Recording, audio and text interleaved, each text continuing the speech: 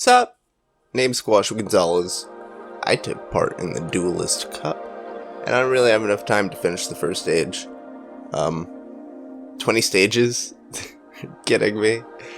Anyways, here's 3 decks I used in the event to earn those sweet, sweet gems. The first is Ice Barrier. Not really because I thought they would be viable, which they somehow are in their own way, but more because I was so familiar with them. Someone who is well practiced and experienced with their plays can win over even the best decks, Mangs.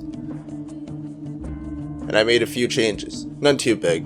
Jintala, an extra kaiju. The main awesome with this deck comes from its ability to remove unaffected and untargetable boss monsters at the drop of a dime, anytime. This opponent was an easy one, simply because I've played against prank kids so many times, it's crazy. Ice Barriers have an easy time picking and choosing the perfect counters thanks to Lost Winds of the Ice Barrier. The monster I chose was Spellbreaker of the Ice Barrier, and it was too perfect for this instance. They couldn't make any adventure token plays.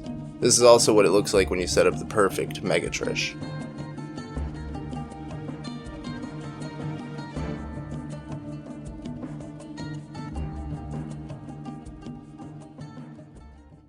The next deck is Tri-Brigade Bujin, or more like Bujin Tri-Brigades. It's not a joke. This deck is a Bujin XC spam with a Tri-Brigade engine.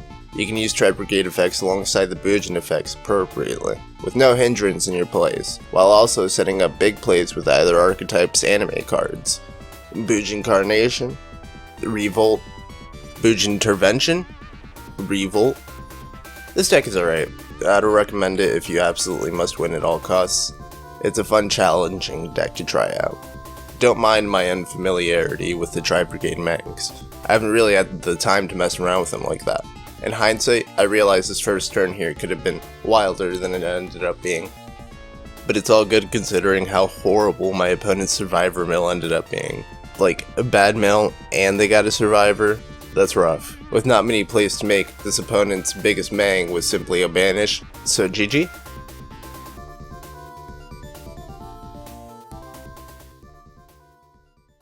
The last deck for today is Hot Eyes, with the Magic Mangs. It's well known across the globe one of my favorite archetypes is Hot Eyes. This is of course, in terms of functionality. They have all these different effects, different ways to go about different types of different things. There's so many effects to keep track of.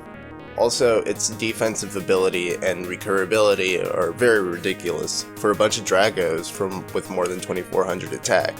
You can create a board that, if destroyed, pretty much floats into a new board, with their own quick /floating effects and enough attack power to OTK on the next turn.